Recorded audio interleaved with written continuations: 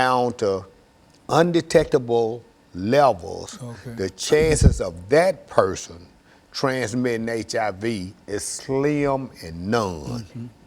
So he have a very small chance of transmitting the virus. So what we know now is that those people who are HIV infected and don't know that they are infected, they are responsible for most of all new infections. So our job now has become different than it was back in the day, back in earlier days.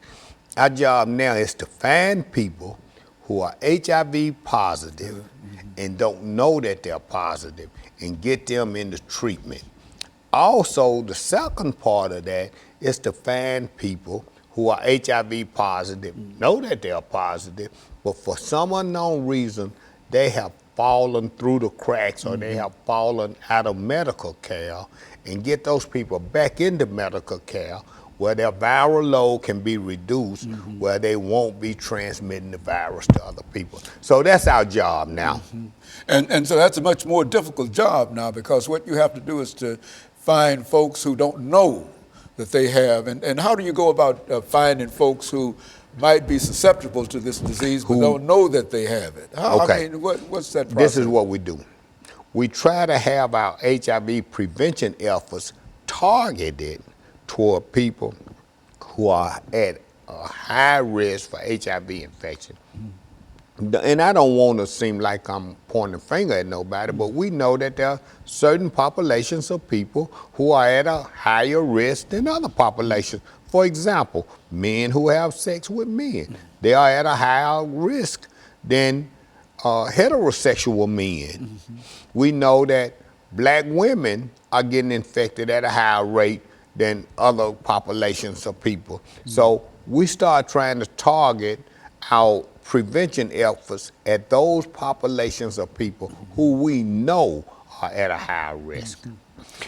People who use and abuse drugs, those populations are at a high risk, because when they are trying to get drugs, the women trade sex for drugs, and if they're IV drug users, then they are sharing paraphernalia such as syringes and other IV drug paraphernalia such as cotton.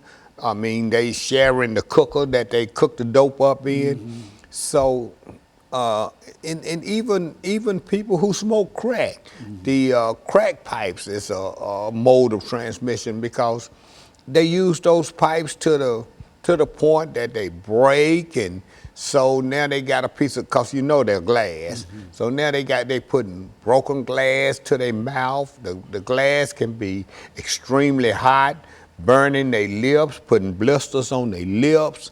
There's a lot of things going on. So Streetworks is, just as the name implies, we work the streets. We are out there in them streets finding out what is going on and how we can reduce the risk of people contracting HIV or transmitting it, you know. So, and that's our job. And we work the streets at night. We also work the streets at night to reduce the transmission of HIV as well as STDs. And so there's a real opportunity for what you're doing in terms of helping to at least diminish the spread of AIDS and HIV and AIDS. Is that what we're saying? That is correct. And now there's a real chance that we can end this epidemic. New York has a very optimistic goal of ending AIDS by 2020, and they're on track to doing that. Okay, and of course we're going to take a final commercial break, and we'll be back with our audience following this very, very short commercial break.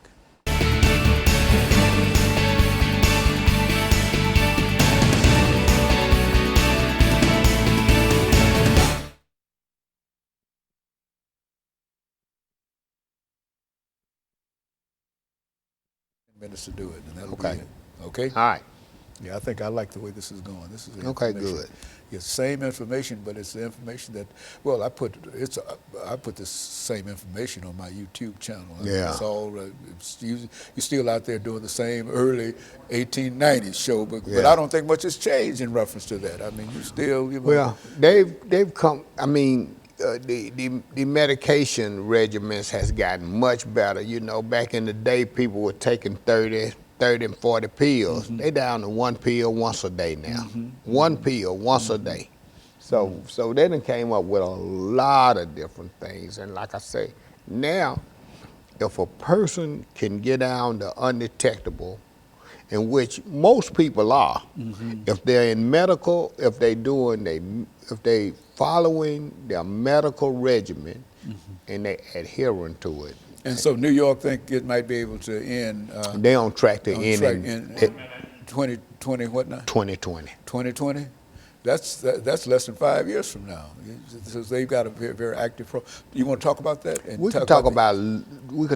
I'm not that familiar with, but I can mention that is happening, and there's Yeah. a possibility. When we talked about it the first time, I think we were trying to do is make it a disease that people had, but they had to deal with chronic disease, Yeah. and et cetera, and et cetera. But it's beyond that now, huh? Well, that's what we need to know that. I didn't know that.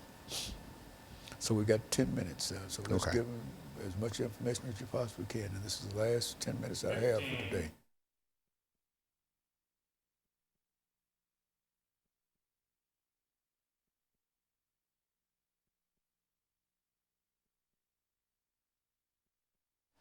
Thank you and welcome back to the final segment of the show for today. We're talking to Mr. RCrowder, and the topic is AIDS and Streetworks. Mr. Crowder, let's see if we might be able to devote this final 10 minutes to dealing with some of the issues, dealing with support for those individuals who are out trying to deal with this as an issue, grants and what the government is doing, what the state is doing, and what has to be done. And I think you've already mentioned that New York is on the road of perhaps ending this disease by, what, 2020. Okay, and that's a very, very optimistic report from what we know about the disease. So let's look at it within that framework. Okay. Well, as I said earlier, Dr. Haney, New York does have a very optimistic goal of trying to end AIDS in 2020. I have my mentor, Reverend Dr. Charles King, who is the CEO of an agency in New York called Housing Works. He initiated that way back probably 10 years ago. He started a campaign called Campaign to End AIDS, C2EA. And so he gathered leaders from around the country, and he's been advocating for the ending of AIDS for a long time. So he went to the governor of New York, and they came up with ending AIDS by 2020, and so the governor got on board and supported that. And so they're really on track to ending AIDS in 2020. Now, I say that to say this. They are setting the model. Nashville is getting right on board with it. So, and everybody around the country is on board with, hey, we're in a position to end AIDS. And so that's what we're working on. As I mentioned earlier, one of the ways that's going to happen is getting to the people who are HIV positive and is not in medical care, whether it be they done fell out of medical care or where they are HIV positive and don't know it. Our new job now is finding people and getting them into medical care. That's how we're going to end this epidemic. And so you've got a real outreach program, and I think you've been doing outreach all along, have you not? Yes, but we have. But now it's a little different. You can be a little more optimistic in terms of that you're not working something that has no end. Because in other words, AIDS can be defeated. Is that what we're saying? And I think that for so long we worked from the premise that there was nothing that could end that we could do. And let me say, I can be proud to say that the federal government, they get it. They get it now. So they are putting their resources into where the epidemic is, and that is young black MSM. They just put over 40. Oh, I can't remember how much it is, but let me. I know Nashville. Nashville is receiving 3.8 million over the next 5 years. Nashville Cares, who is one of the oldest ASOs, AIDS service organizations in Tennessee, wrote the grant. Streetworks and United Health, which used to be United Neighborhood Health Services, UN, but they didn't change the name. I think it's United Health. So it's Nashville Cares, who is the lead on the grant, United Health, which is a FQHC, federally qualified health center, and Streetworks, all collaborated in a unified effort to work on a grant targeting young black African American gay men who have sex with men. And so over the next 5 years, we will receive $3.8 million, $750,000 a year over the next 5 years, per year for the next 5 years. And what we're going to do with that money is create a gay black health center. Well, it's actually a gay health center. We're going to be targeting young African Americans, but it's going to be for all gay. But it's going to be a one-stop shop type center. And so then the gay men have one place they can go to receive all of their services. And we think that that will help in what we're trying to do to reduce what we call community viral load. Because in that community, if we can reduce the viral load within that community, it will have a trickle effect in reducing the viral load in all of Nashville, thus reducing new infections. So that's where we're going with that. And so the federal government is putting their money where the epidemic is. So and that's all over the country. So they put a lot of money in this new round of funding. And we are very, very lucky here in Nashville to be able to receive some of that funding. And so we've become quite optimistic as a nation in terms of the possibilities of ending AIDS. Absolutely. When more than 8 or 10 years ago, it was believed to be incurable, and that the only thing you could do was to believe it was something that you had to live with the rest of your life, and et cetera. But progress has come to such a point now that we can be optimistic now to say that there's a possibility that we might be able to end this disease by 2020. I mean, if we could say that, because 10 years ago, we thought this was a disease that would last forever. Well, this is what's going to happen.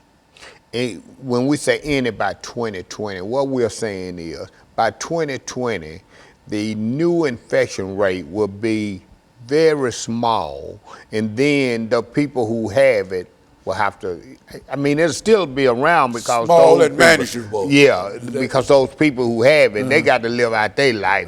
So it'll be around for a while, but in terms of the massive problems that we had with it, and that it was spreading everywhere, and people were talking about it, and et cetera, we're near a period where we're ending that kind of activity in reference to it, looking toward one day of ending it completely. Yes. And I think that if we can say that we're looking toward ending it completely, that's better than we've ever been able to say, because we always believed that it was something that went up for always and forever.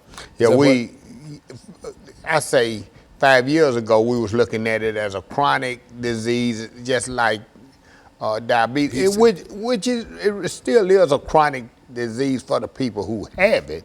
In other words, they'll be able to live with it. Again, it's all contingent upon them staying in medical care and being adherent. They, that's the thing. You must be adherent to the medication, because if you become resistant to the medicine by not being adherent, then a lot of these medications is, if you become resistant to one medication in that class of drugs, then you are resistant to every medication in that entire class. And so the idea now is to get people to deal with their medication and to understand that it cannot help you if you don't take it. Religiously. You got to not just take it. You need, if they say, look, take this medicine once a day. As prescribed. Yeah. So that means you take it the same time every day. And let me say this, Dr. Haney.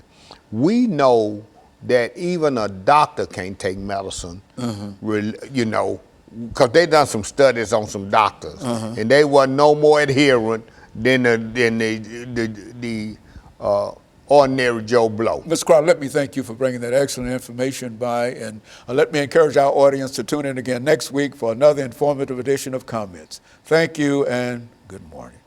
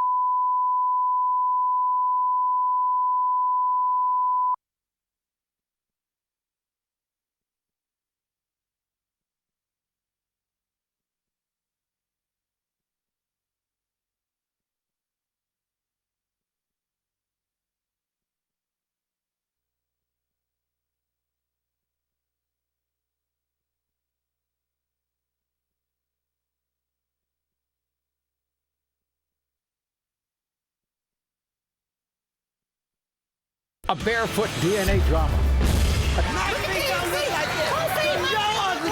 A dad deep in denial.